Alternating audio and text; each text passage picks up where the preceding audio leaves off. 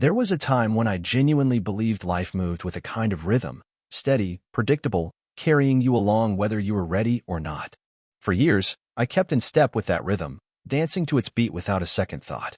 College, career, marriage, fatherhood, each stage slotted neatly into place like it had all been mapped out before I even knew it. I never thought to question it. But if I'd been paying closer attention back then, maybe I would have caught the irregularities, those moments when the rhythm stuttered, when the steps felt clumsy and forced.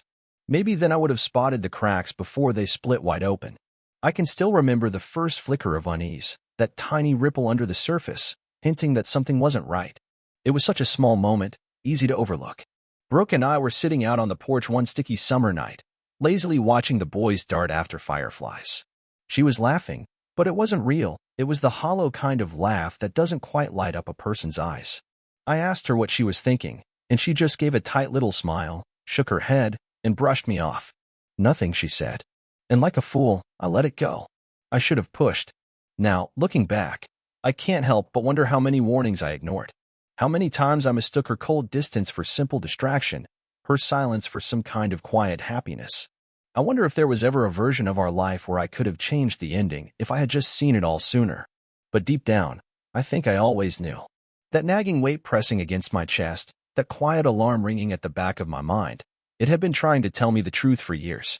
No matter how fiercely I loved Brooke, no matter what we built together, a part of her was always just out of reach. And tonight, standing there in the dim hallway, staring at my suitcases packed and my heart in pieces, I finally understood. Some things just aren't meant to be saved. She stood in the shadowy hall too, her gaze falling on the luggage, the laptop, the battered briefcase sitting by the door. They had been there for hours, but somehow it was only now that she seemed to really see them. I watched the way her throat tightened, the way her breath hitched just before she spun around to face me. "You've completely lost it, Gavin," she snapped, her voice wavering somewhere between fury and disbelief. "You're seriously gonna walk out on me and the boys over one stupid fight? I was drunk, okay? I screwed up, but I didn't cheat on you. I didn't betray you. You're acting like this is the end of the damn world." I stayed silent. There was nothing left worth saying. She moved toward me, and without even thinking, I lifted a hand, not threatening, just an instinctive gesture to keep her at a distance. She froze, hesitation flickering across her face. That's when I saw it, the way her expression shifted ever so slightly, the way her whole stance changed. She finally understood. This wasn't about some drunken argument or wounded pride. This was deeper, permanent. She stepped back, her voice lower but steadier. "At least tell me why." I let out a slow breath. "Because I finally see things for what they are." Her eyebrows knitted together in frustration. "Clearly," she echoed, her tone sharp. "God, you always talk like you're the only one in the room with a brain. Like I'm too dumb to get it. Just spit it out so maybe I can actually understand for once." I rubbed my forehead, feeling the exhaustion of it all weighing me down. There was no easy way to say this. "I'm sorry, Brooke," I said, my voice quieter now. "I don't want to hurt you, but life traps us. We wake up. We clock in. We pay the bills. We stress over weight gain and flirtations and nonsense. We get so tangled up in surviving the day that we forget to actually live." She held her breath, practically vibrating with impatience. "Tonight," I said, "tonight, I finally woke up." She let out a harsh, angry sigh. "You keep saying that, but what the hell does that even mean?" I looked her dead in the eyes, and even in the low light, I could tell she felt the gravity of what was coming. "I saw us, Brooke. Not just who we are now, but who we used to be, and who we've become." I shook my head slowly. "This isn't about that mess at the party. You're right. It'd be crazy to throw it all away over one bad night. That's not it. I'm leaving because I finally admitted the truth to myself. Marrying you was a mistake. I love you, but not the way it matters most. And you don't love me like you should. You stay, not because you're happy, but because you think loyalty is some kind of virtue, even when it's killing you." I took a step closer to the door. "We're too damn young to spend the next 40, 50 years pretending this is enough." Her fists balled tight at her sides, her chest heaving unevenly. For a moment, the only sound between us was the ragged pull of breath, hers, mine, maybe both. But I didn't stop. I couldn't. "That's why I'm leaving," I said, voice firm. "And the second this conversation is over, I'm gone." 3 hours earlier, I had pulled into our driveway at exactly 9:30 p.m. after a long, grim drive from River's trailer park down near Palatka. My phone hadn't made a sound since I left. Not a call, not a text. Brooke, along with half her obnoxious extended family, had spent the evening drinking and line dancing like they did every month without fail, just like they had for the past 8 years.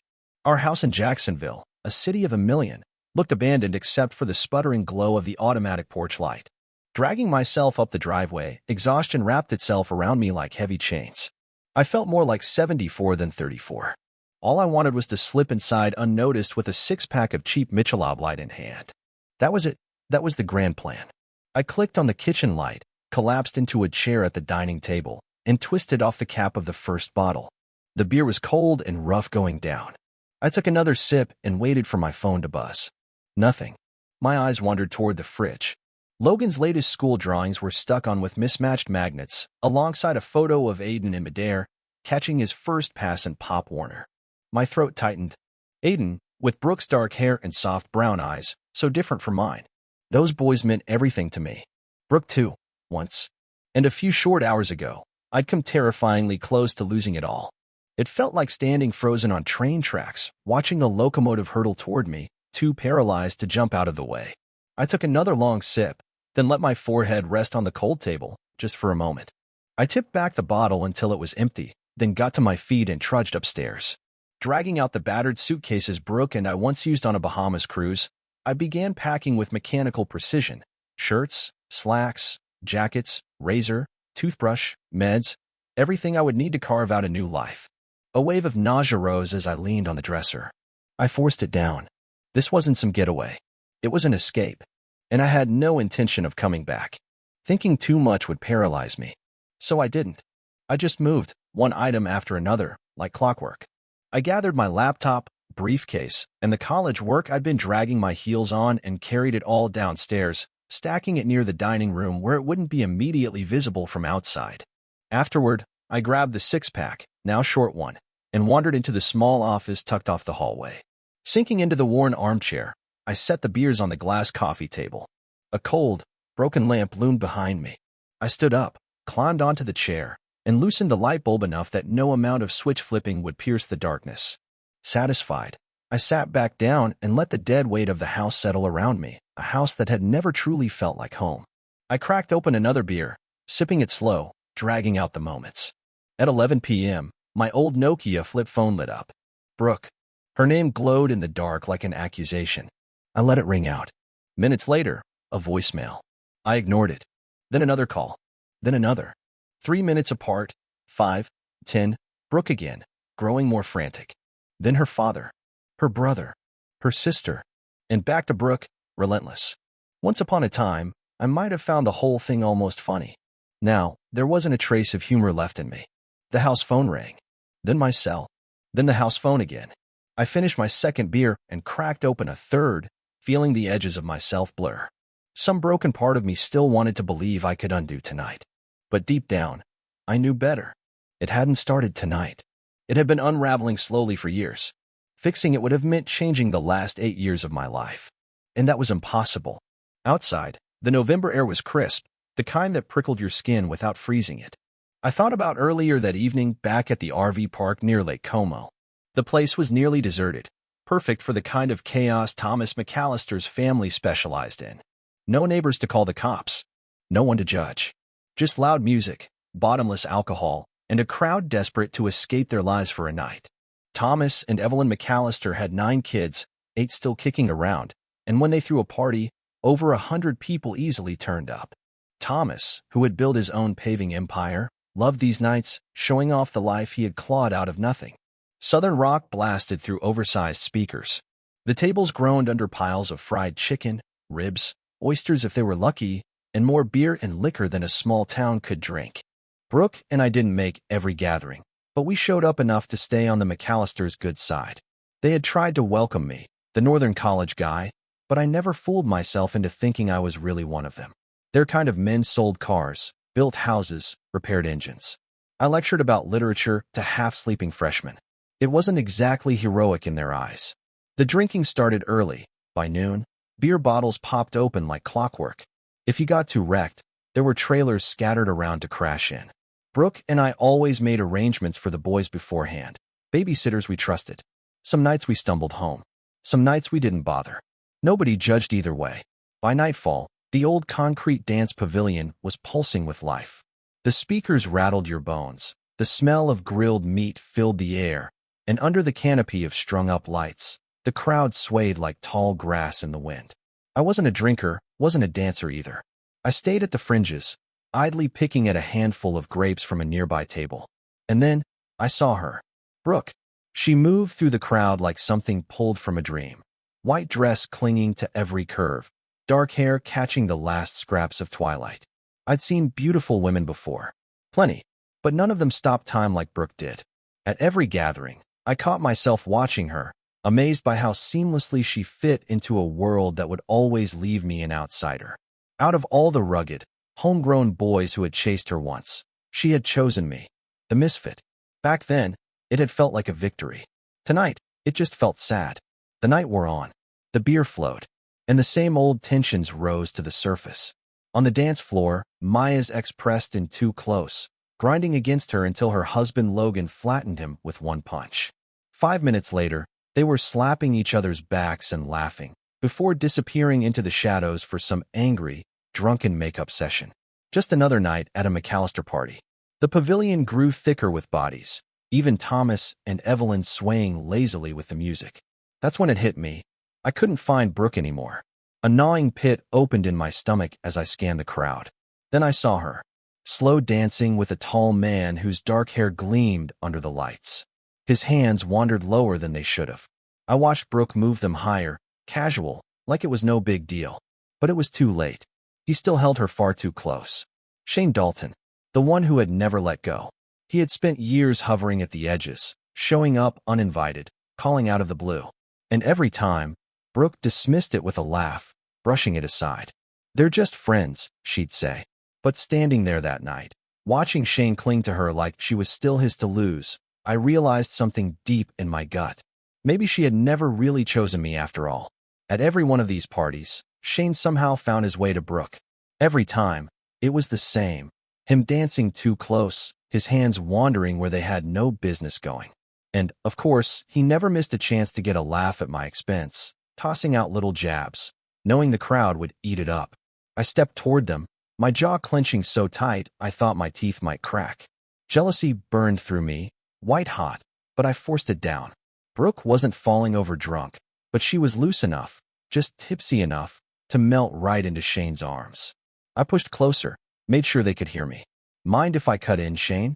Brooke turned toward me, her smile slow, lazy, completely unbothered.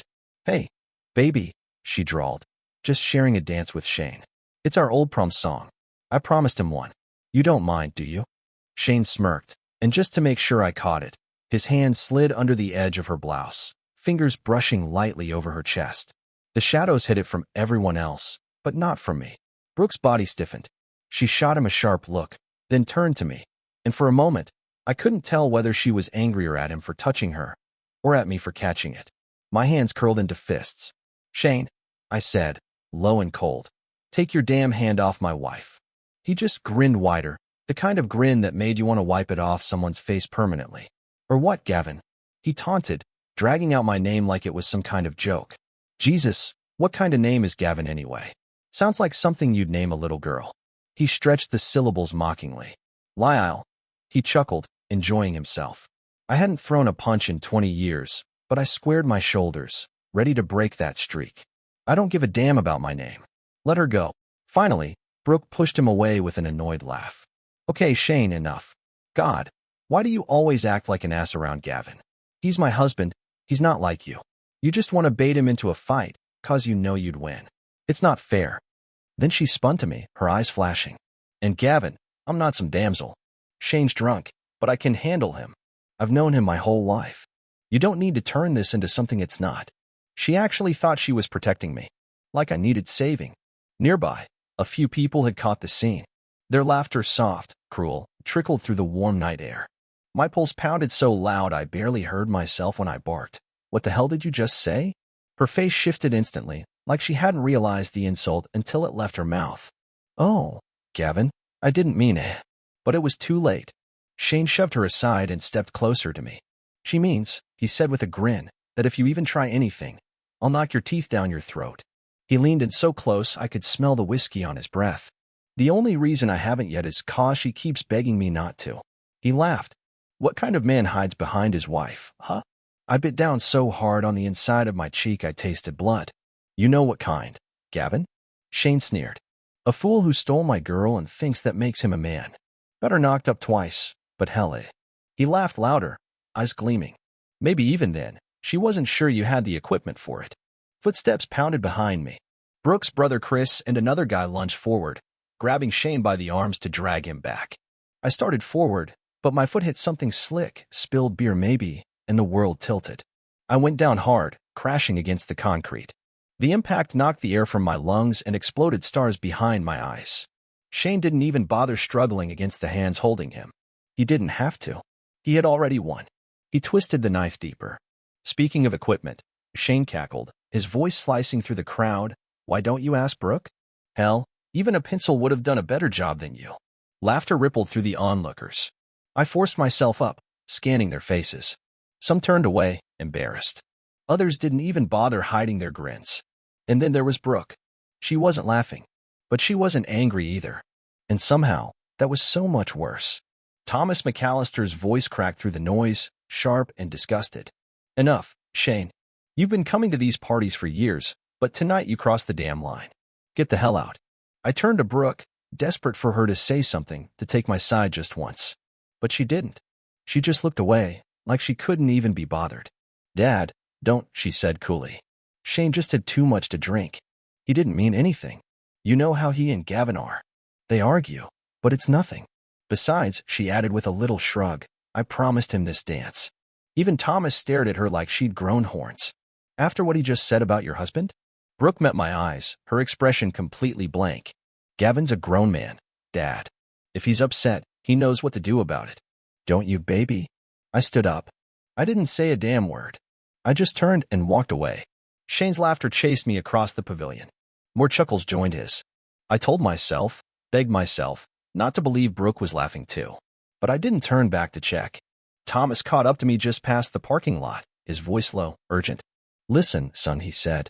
I get you're mad, but hear me out. I know Brooke loves you. But women are different sometimes. He exhaled heavily, shaking his head. Even the good ones, they need to see a man fight for them. Maybe where you're from, that's not a thing. But down here, he met my gaze, his voice hard. A woman loses respect for a man who won't stand up for her. Even if you got your ass beat by Shane, at least she'd know you cared enough to try. I kept walking. Maybe Thomas was right. Maybe that's just how it worked here. But I knew something he didn't. Where I come from, I said, stopping to look him in the eye, women don't put their husbands in that kind of position. Not if they love them. Not if the marriage is real. He grabbed my arm, not rough. More like a father desperate to hold on to a son who was already gone. Maybe she crossed a line, he said quietly. I can't fix that. I'm just her father. But I do know she loves you. Don't do anything reckless. Cool off. Sleep on it. This'll blow over. Maybe. But I didn't think so. And then I left. For good. At 12:45 a.m., headlights slashed through the dark. I sat there in the living room, still as stone, a beer and a half deep, not drunk, just detached enough to feel nothing at all. The sound of car doors slamming cut through the night air, followed by the low murmur of voices. I didn't move. I stayed planted in my chair, waiting to see who had finally come crawling home. Cracking the window open a few inches, I let the cold slip inside, even though the house was already chilled. The driveway sloped down just enough that their voices carried easily up to where I sat, every word clear, like they were right next to me. He's here, Chris muttered. Thank God, Brooke sighed. What a damn coward, Maya snapped. A pathetic excuse for a man, Chris added darkly. Relax, Maya said sharply. After the stunt you pulled, be glad he came back at all instead of running off with some random woman like most guys would. Shut up. He's my husband, Brooke hissed. A husband who sulks and runs off when his little feelings get hurt, Maya scoffed. What kind of man does that? The kind whose wife lets her ex grope her in front of an entire damn party, Chris said, his tone clipped and bitter. If you weren't my sister, and if you didn't have kids, I'd tell him to pack up and find someone who actually respects him. I stayed still, listening. Brooke had always worn the Southern Belle mask so well, polite, smiling, perfect. Never cussed, never raised her voice, not even behind closed doors. Tonight had shattered a lot of illusions. The front door creaked open, the hallway light snapping on. Chris entered first, with Brooke trailing a step behind. He spotted me immediately. "Hey, Gavin." "Chris." The silence that followed stretched long and heavy. I wasn't about to be the first one to speak. Finally, Brooke broke it. "Gavin." I didn't look at her. "Brooke, you all right?" Chris asked. I almost laughed. Was I all right? "Thanks for asking, you creep," Brooke snapped before I could answer. I smirked, slow and deliberate. "Love you too, sweetheart."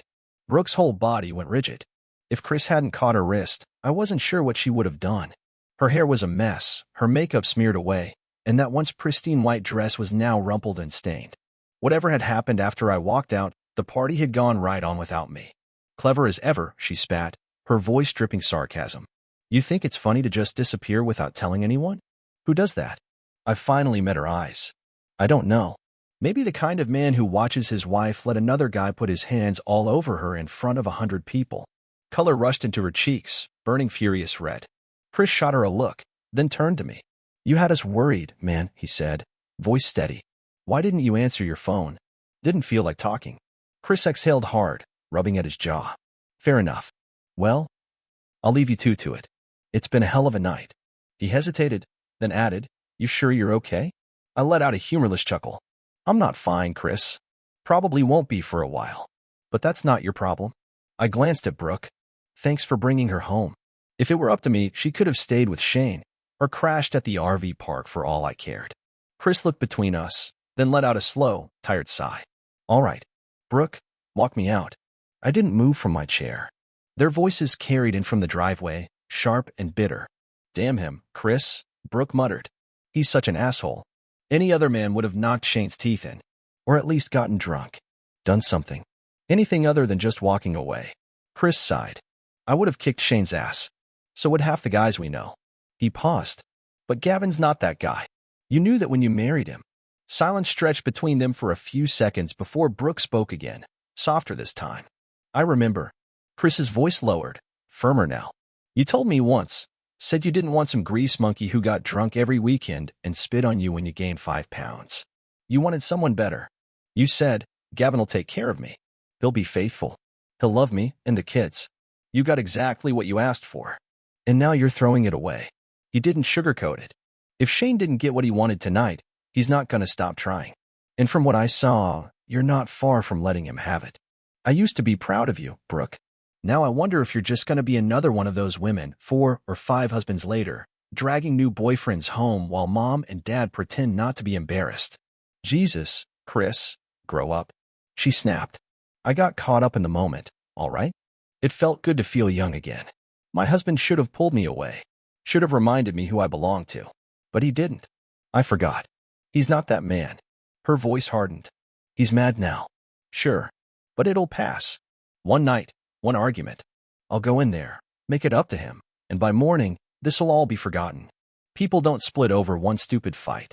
Chris let out a bitter chuckle. You really believe that? You really think he's just going to sit around sulking forever? He paused, voice cooling even further. I know your husband better than you do, Brooke. I have clients whose kids go to GU. They talk about him. He's young, smart, and women notice. Hell, I heard one of his coworkers chased him so hard the dean had to step in and put a stop to it. He let that hang between them for a beat. So sure, go back in there. Do what you think you need to do. But if you lose him, Brooke, he's not going to be alone for long. The conversation ended. Brooke appeared in the office doorway, her silhouette still and uncertain. She didn't say anything. Neither did I.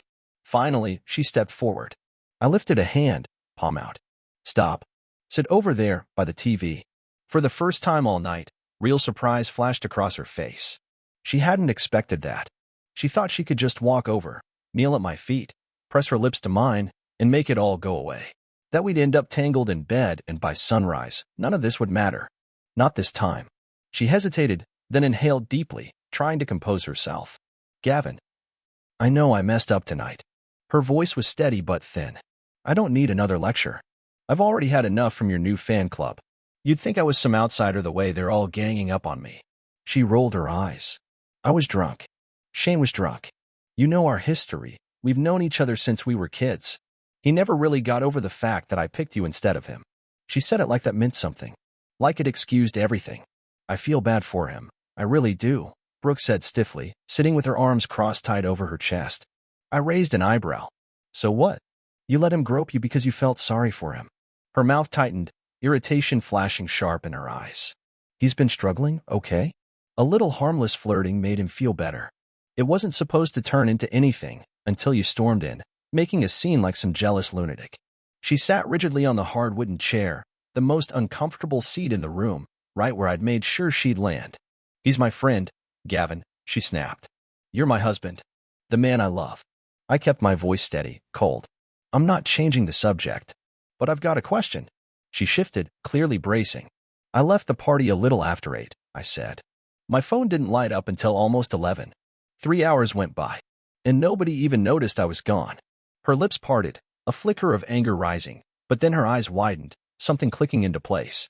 Oh my God, she breathed. Gavin, you don't know, do you?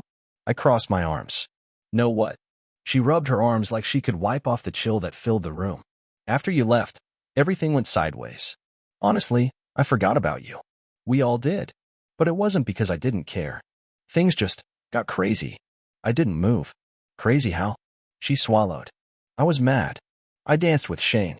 I know you're not the kind of guy who throws punches, but it hurt when you just walked off. If someone laid a hand on you, I would have been there. I wanted you to fight for me, but you didn't. Her voice faltered. So, yeah, I danced with him. After a few songs, he disappeared. I figured he went off somewhere, maybe to the lake. Her voice dropped lower. I didn't think much of it, until someone screamed. She drew a shaky breath. Everyone ran toward the water. There was a crowd. Shane was on the ground. His face was messed up, one eye swollen shut. Someone said his arm and a couple fingers were broken. 3 bikers jumped him, said we were making too much noise. I stayed quiet, letting the silence stretch. They beat him bad, Gavin. We called an ambulance, and the sheriff sent deputies to look for the guys. And still, I said finally, it took 3 hours for anyone to realize I was missing. She bit her lip hard and looked away. I narrowed my eyes. You weren't even there, were you? My voice was calm, but I could feel the anger tightening in my chest. You went with him to the hospital. Brooke met my gaze, hesitant for a second before her chin lifted, bold, defiant. He was hurt. He asked me to go. I couldn't say no, she said flatly. Of course not, I said. He's just an old friend. One you used to sleep with. Her whole body stiffened. I took a slow step toward her. You slept with him, didn't you? She didn't flinch. Yes, Gavin. And you already knew that, she said coolly. It was serious between us. We were together a lot. And if you really want to know, he was good. Great. Even. I said nothing. You weren't pure when I met you either, she added. Should I hate every woman you touched before me? I didn't respond. That was the past, she pressed. This is now. I sat with him at the hospital, held his hand while the paramedics patched him up. There were people everywhere. Nothing happened. Her voice sharpened. And even if it had been just us, it still wouldn't have. Shane respects me. I let out a short, bitter laugh. Did I say I was jealous? You don't have to, she murmured. I see it every time he's around. And honestly, I get it. If it were you and an old flame, I'd feel the same way. Her voice softened to almost a whisper. Did you even think about me? I didn't answer. She looked down, tracing the edge of the chair with her fingers. Gavin, it's not fair, she whispered. There was so much going on. Shane was hurt. Everyone was scrambling, scared.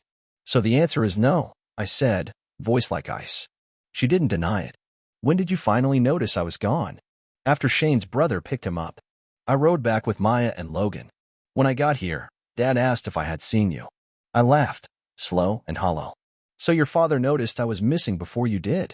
Tears welled in her eyes, but I didn't care anymore. You're trying to punish me, she said shakily.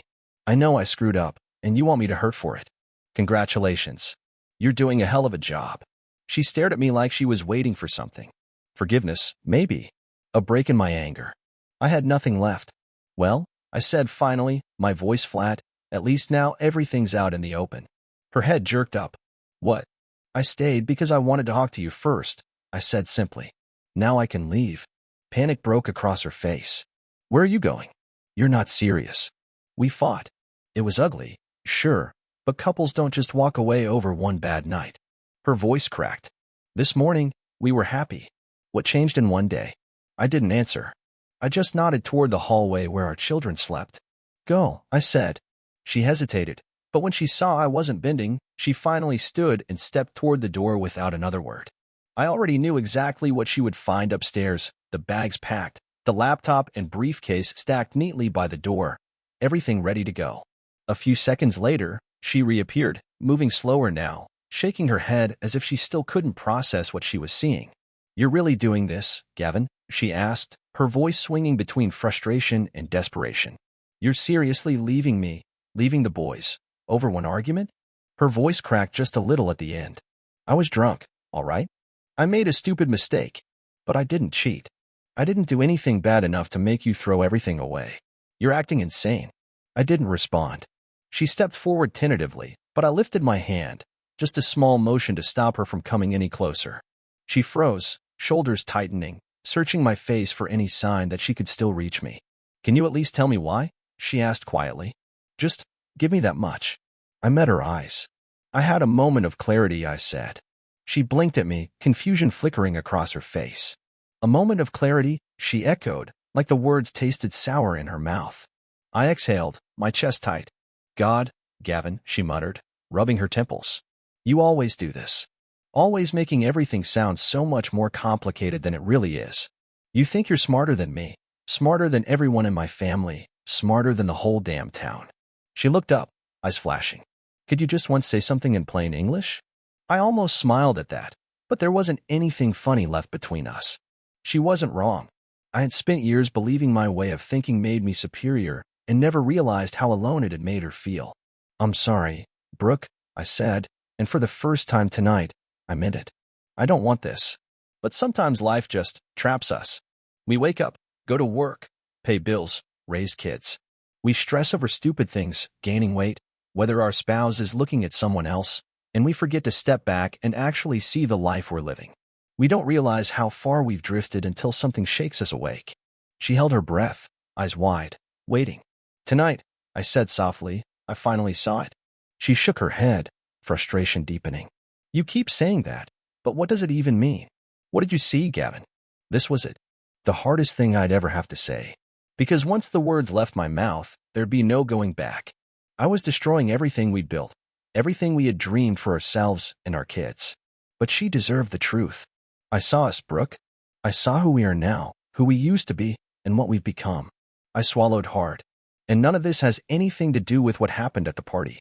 You're right. Leaving over one stupid mistake would be crazy. That's not why I'm leaving. Her hands gripped the sides of the chair, bracing herself. I'm leaving, I said, because I realized something awful. Our marriage was a mistake. Tears filled her eyes. I love you, I said quietly, but not the way that matters anymore. And you? You don't love me the way you should. Maybe you never did. She made a small, wounded sound, but I pressed on. And you, being the good person you are, would never leave me, even if you should. But we're too young to spend the next 40 or 50 years trapped in something that isn't right. The first tear slipped down her cheek. It wasn't just grief for herself. She was mourning the life we were about to lose. And in that moment, I knew she did love me. Just not in the way I had always needed her to. How can you say that? She whispered, broken. How can you be so cruel? I met her gaze, my voice steady. I'll stay, I said. If you can answer 2 questions honestly. Panic flickered across her face. She already knew what was coming. First, I said, have you ever cheated on me, Brooke? Since the day we said, I do, have you been with another man? She didn't answer. She didn't have to. Her silence said everything. Thank you, I murmured. That's why I still love you. Because even now, you couldn't bring yourself to lie. You know the truth would destroy me. And we both know what it is. The room felt heavier than before, weighted with things we couldn't unsay. And the second question, I said, are you in love with me? Tears spilled freely now. Gavin, she choked out. I love you. You're my husband. How can you even ask that? That's not what I asked. She hesitated, shaking her head slowly. You love your family, I said. You love our boys. But being in love, that's different. That's when someone's touch sets your skin on fire. When you can't breathe if they're too far away. When you crave them, dream of them, need them. I paused, the words sticking in my throat. That's how I felt about you. She sobbed once, low and sharp. I don't know if you ever felt that way about me, I added, voice breaking. Maybe you did once. But not anymore. Not for a long time. Something snapped inside her then. She pushed up from the chair, rage flashing in her eyes. Is this about sex? She spat. Is that what this is really about? You're mad because I'm not some porn star in bed. I stood, stepping into the light so she could see me clearly. She gasped, all the color draining from her face. Oh my God, she whispered. Her hand rose instinctively, fingers brushing the swollen bruises on my face, the cracked lip, the purple shadows blooming around my eye. Her breath hitched. They got to you too, she said, horror creeping into her voice. Why didn't you go to the hospital? I tried to smile, but even that small effort sent a jolt of pain up my jaw. You should see the other guy, I muttered. And for the first time all night, real understanding dawned in her eyes. Horror shifted into something deeper. Realization. I hadn't just left the party angry. I had stood by the lake, fist clenched, listening to the music drift over the water, pretending I could still hear laughter in the distance. Pretending, for just a little longer, that we hadn't already lost everything. I didn't have to turn around to know she was still there, dancing with him again, like nothing had changed. I could have gone back. I could have faced Shane right then, settled it in front of everyone. And I would have. I'd taken plenty of beatings before, back when I was a skinny kid running wild through the streets of South Boston, chasing after boys who didn't have an ounce of patience for anyone slower or weaker. I learned how to take a punch, learned how to survive. But nothing in my life had ever knocked me down like this. Because this wasn't about broken ribs or bloodied knuckles. This was about something deeper, knowing the fight had been over long before tonight. Taking a beating didn't scare me. It never had. What stopped me was the way she looked at me earlier, daring me to react. The way she let Shane touch her, hold her, treat her like he still had a claim on her. And somewhere deep inside, I had always known. I ignored it for years, shoved it down. But now I couldn't pretend anymore. She had given herself to him once, and maybe, no matter how much time passed, that part of her had never truly come back to me. How do you build a life on something that was never real? I leaned against a tree, staring up at the low, heavy clouds rolling across the night sky, wishing I could rewind time. Wishing I could undo everything that had already unraveled long ago. How do you forgive someone when you realize they weren't ever fully yours? Had they laughed at me behind my back? Had she really said I was just a joke? The sound of stumbling footsteps yanked me back to the present, boots scraping against roots and gravel. I already knew who it was. I hadn't planned to do anything. Fighting Shane wouldn't fix what was broken. But when my fist cracked against his jaw, it surprised even me. Shane staggered back, the force knocking him breathless, a sharp exhale rushing out of him. Before he could recover, I shoved him, my palm slamming into his chest, sending him stumbling. He groaned low and deep, more anger than pain. I swung again, aiming for his groin, but he twisted, and my boot glanced off his thigh instead.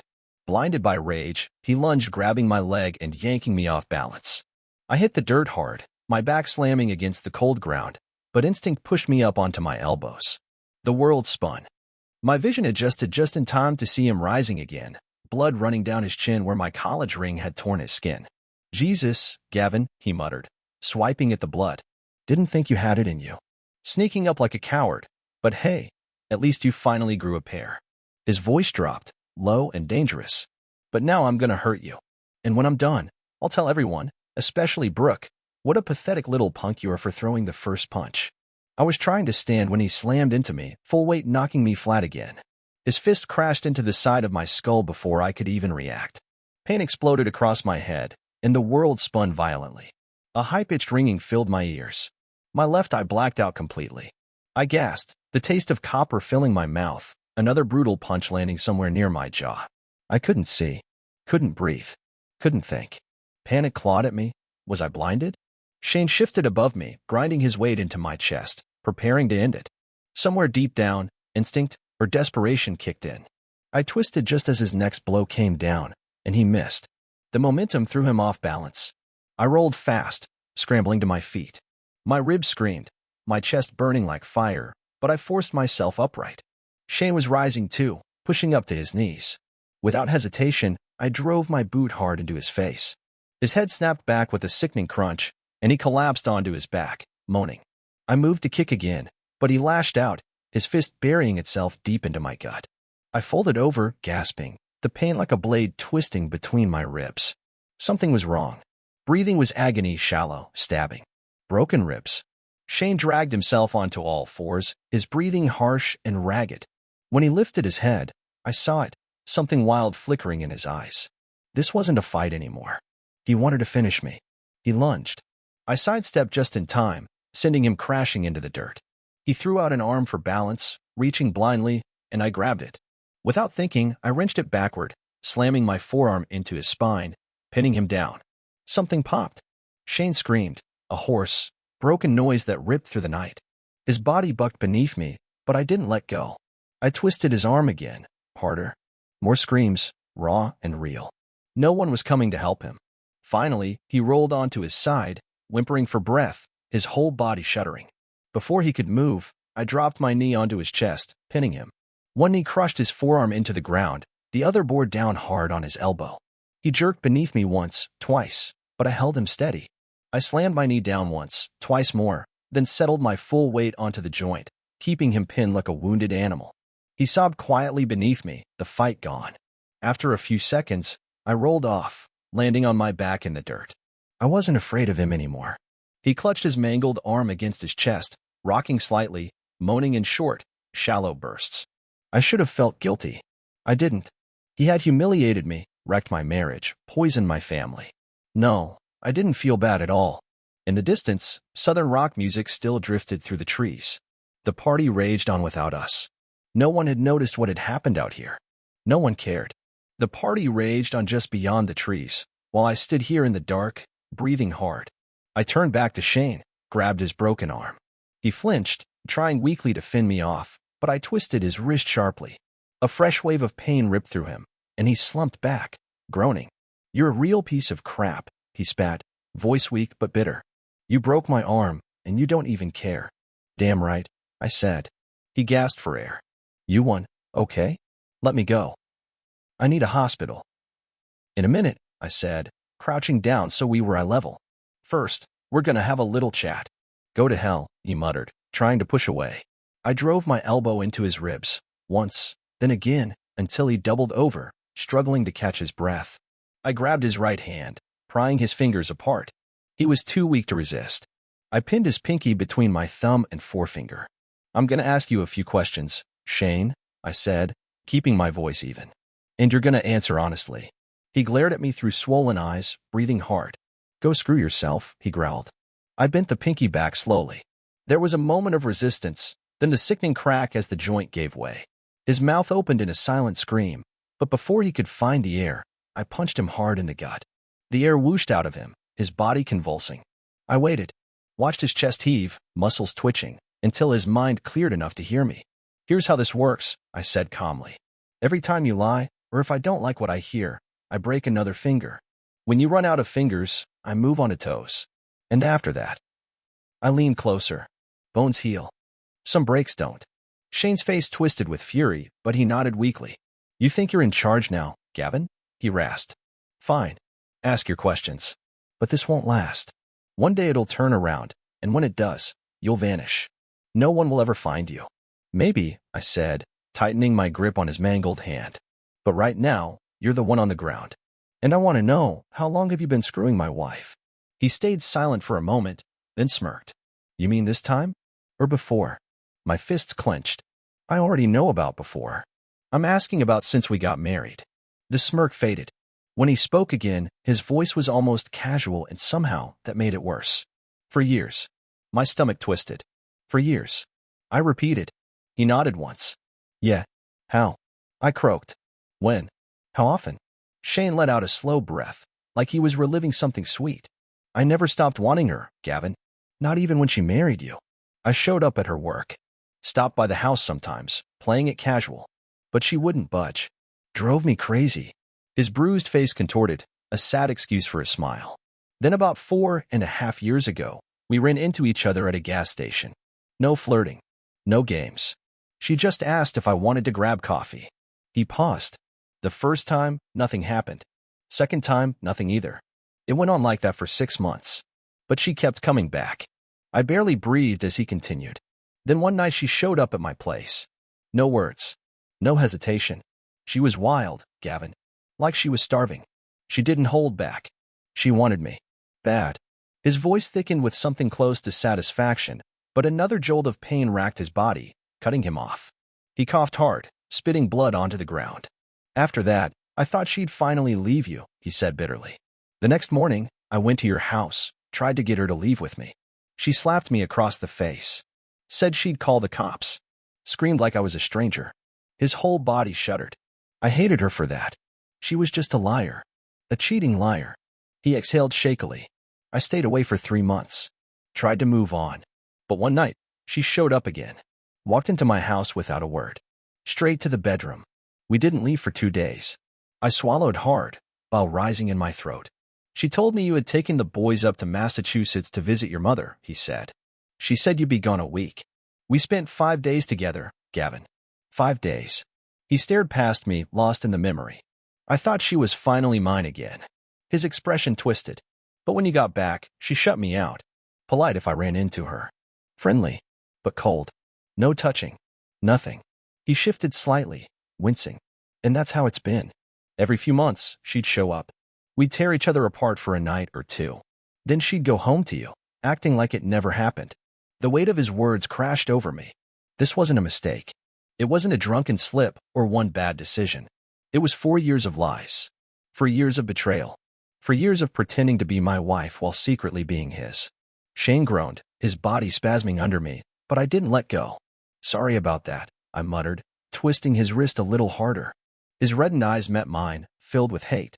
I'm gonna make you suffer, Gavin, he said thickly. I barely heard him. My ears were ringing, my heart hammering in my chest. I didn't want to hear more, but I needed it. Needed every piece of the truth, no matter how much it destroyed me. I grabbed his third finger. He tensed, considering a fight, but then slumped, defeated. He knew he couldn't win. So, I said, my voice calm and dead inside, she stayed with me for the money. That's all it was, wasn't it? Shane gave a slow, ragged laugh, a hollow, broken sound. You really don't get it, do you? Shane croaked. I squeezed his finger harder. Then explain it to me. He coughed, blood bubbling on his split lip. She never needed your money, dumbass, he said, his voice rasping. I work construction. I make damn near what you do. And in a few years, after her parents split their estate, she'll be richer than you could ever dream. My jaw tightened until it hurt. Then why?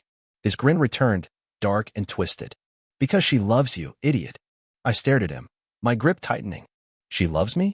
And that's why she sleeps with you. He chuckled, wincing as the sound rattled his broken ribs. Jesus, you still don't see it? She tries to be faithful, she really does, but it builds up inside her. Frustration. Boredom. And when she can't take it anymore, she cracks. She comes to me and I give her what she needs. I felt my pulse pounding in my skull. He wasn't done. She once told me, he said, smirking, that she could fall asleep while you were on top of her. That's how exciting you are, Professor. Rage boiled through my veins. You put her to sleep, he snickered. But me? I make her scream. Something inside me snapped. For the first time in my life, I truly wanted to end someone. And maybe, for a few dark seconds, I almost did. Instead, I broke his fourth finger. The crack was sharp and final. He writhed, his mouth opening in a soundless scream, but I muffled it with my hand clamped against his throat. When he finally sagged beneath me, gasping for breath, I let go and wiped the sweat from my brow. Shane's eyes widened in panic as he saw me reaching for my belt buckle. Please, he choked out. I tilted my head, tightening the belt in my hands. Please what? He was trembling now, real fear creeping into his broken voice. You know, Shane, I whispered, I might not have been enough for Brooke, but I promise you this. You'll never be enough for anyone again. His breath hitched. You remember that story? I continued, my voice calm, detached. About the guy whose wife got creative with a kitchen knife? They stitched him back up, sure. But let's just say life was never the same for him again. I leaned closer, my voice dropping to a whisper. I wonder what the fish in the lake would make of you, Shane. Maybe it's time I found out. For the first time, real terror shattered his bravado. He believed I might actually do it. And for a sickening heartbeat, so did I. Then nausea rolled through me. What the hell was I doing? Mutilating him wouldn't fix anything. He wasn't the one who had betrayed me. She was. Shane was just a symptom. She was the disease. I dropped the belt and staggered back, letting him curl in on himself, shielding what I had threatened to take. My whole body throbbed with pain, but I forced myself to turn away. His broken voice followed me through the darkness. You really think I'm the bad guy here, he rasped. You act like I'm the one who turned your whole world upside down. I kept walking, but his voice, shaking now not from pain, but something raw and ugly, chased me. You were the one who ruined everything, he said, louder. She was supposed to be mine, Gavin. She would have married me. Those boys of yours, they should have been mine. She loved me, or she would have. We were together since we were kids. We burned for each other in ways you'll never understand. I stopped, turning slowly to face him. You absolute fool, I said, shaking my head. I was the best thing that ever happened to her. And you'll never get over the fact that she chose me instead of you. Shane let out a bitter, broken laugh that turned into a cough. Maybe you're right, Professor, he said, the word a sneer. Maybe I never did get over it. His swollen lips curled into something that might have been a smirk. But look at her now. She tried, man. She really tried. She tried to love you, to pretend she could live without passion, pretend she could live in your world. He shook his head, blood dripping from his chin. And me? I had to hide in the shadows, waiting for her to remember what she really wanted. He coughed again, wincing. And you, poor bastard. You'll always be second place. Every time you touch her, every time she closes her eyes, you'll wonder who she's really thinking about. And you know what? Maybe you'll even learn to live with it.